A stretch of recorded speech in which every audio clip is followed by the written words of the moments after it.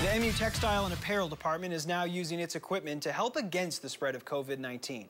ABC 17's Zach Boetto joins us live from outside of the department building on the MU campus. Zach, the department says it can cut around 10,000 masks for healthcare workers a day. Lucas, the Textile and Apparel Management Department, which has a classroom right here behind me, has a laser cutter in it that students normally use to cut and engrave garments. It can also be used to fade denim. But right now, graduate students and professors are using that laser to cut mass quantities of masks daily. These have a laser cut mark on them so that when the people sew, they don't even have to measure. They just squeeze that together to make the pleat.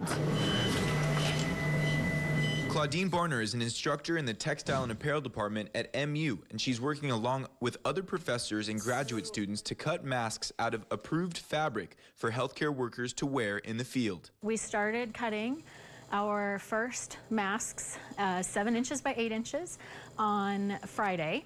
On Friday and Saturday, we cut 2,500 by hand and with the laser cutter.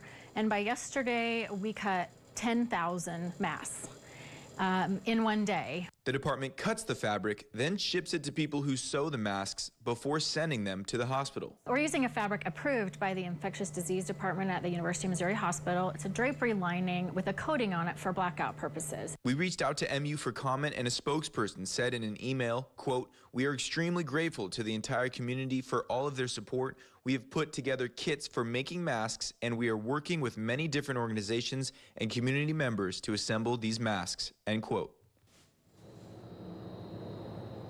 And Lucas, that MU healthcare spokesperson told me that right now, MU Healthcare does have an adequate supply of N95 masks and personal protective equipment. Reporting live from MU, Zach Boetto, ABC 17 News. All right, Zach, thank you. According to the Centers for Disease Control and Prevention, in settings where face masks are not available, healthcare personnel might use homemade masks for care of patients with COVID-19 as a last resort.